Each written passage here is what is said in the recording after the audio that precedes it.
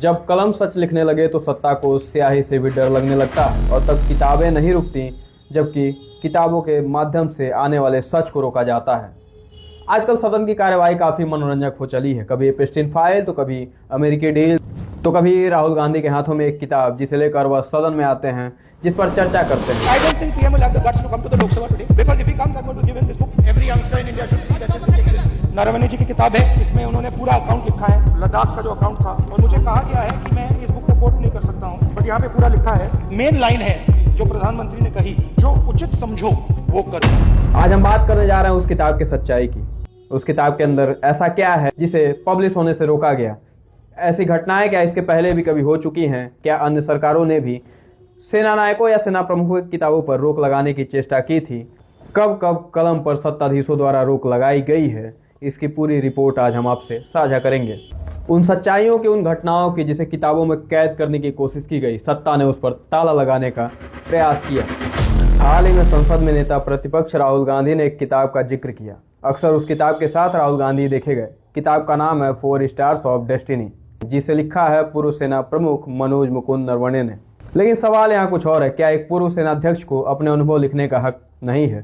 क्या सच सिर्फ सरकार की फाइलों में रहना चाहिए, या सच केवल वही दिखा सकते हैं जो सरकार के चरण वंदना में लीन हो? क्या चुप रहना ही सच्ची देशभक्ति हो चली है? आखिर इस किताब में ऐसा क्या लिखा है? इस किताब में जनरल नरवणे ने ऐसा क्या लिखा है जिसे पब्लिश नहीं होने दिया गया?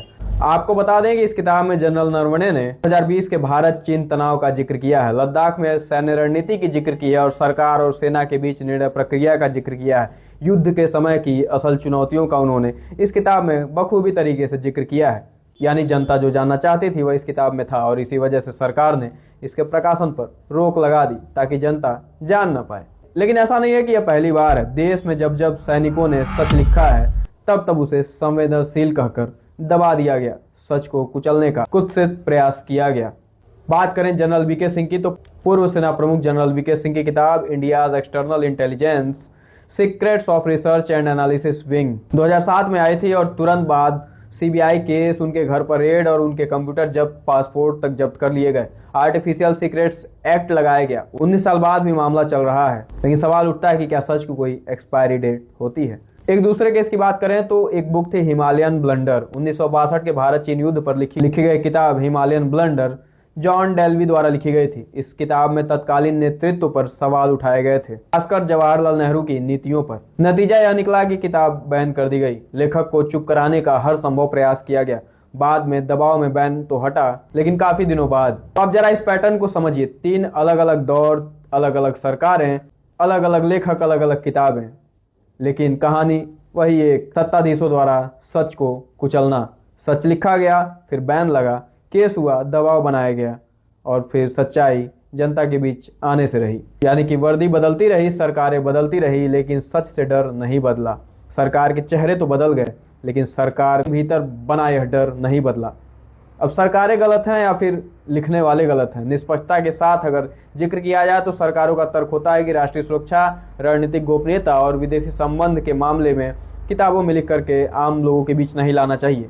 आखिर ये बातें तो जरूरी हैं, लेकिन सवाल यह है कि क्या हर सच राज होता है? क्या हर सवाल खतरा पैदा करेगा? क्या हर सच्चाई देश के लिए खतरा होगी? क्या हर किताब जिसमें सच लिखा हो वह देशद्रोही बन जाएगा? क्या हर किताब लिखने वाला शख्स जो सच लिखता हो वह देशद्रोही कहलाएगा? असल मुद्दा है कि लोकतंत्र बनाम डर में जीत किसकी होती है। लोकतंत्र में कलम आज़ाद होती है, आवाज़ बेखौफ होती है, लेखनी सवाल पूछती है। लेकिन जब किताबें डराने लगे तो समझिए कि लोकतंत्र बीमार है, या फिर लोकतंत्र को हाँकने की बागडोर थामा हुआ व्यक्ति डरपोक है। लिखने वाले लिखते रहेंगे, जलने वाले जलते रहेंगे। सच को जितना दबाया जाएगा वो उतना ही उभर कर आएगा। आज नहीं तो कल सच्चाई सबके सामने आनी ही है। लेकिन एक बात तो साफ है कि नरवणे की किताब पर प्री पब्लिकेशन रोक, वीके सिंह पर ओएसए का केस, हिमालयन ब्लंडर पर बैन, ये सब फैक्ट्स हैं, ये अफवाहें नहीं, ये इतिहास हैं जो दिखाती हैं कि सरकारें बदल जाती हैं, तस्वीरें बदल जाती हैं, लेकिन सच्चाई से खौफ नहीं खत्म होता। आज सवाल आपसे है कि क्या सैनिकों की आवाज़ दबनी चाहिए? क्या सच्चाई आम जनता को जानने का अधिकार नहीं है? क्या जनता को सच जानने का हक नहीं है? क्या राष्ट्रीय सुरक्षा के नाम पर सच्चाई छुपाई जाएगी? क्या देशभक्ति सिर्फ ताली और थाली बजाने का नाम है? सच सुनने की हिम्मत रखना भी देशभक्ति ही होता है, और सच कहना उससे बड़ी देशभक्ति। जिस देश में सैनिक सीमा पर लड़ता है और सच घरों में कैद हो जाए, वहाँ खतरा दुश्मन से नहीं खामोशी से है।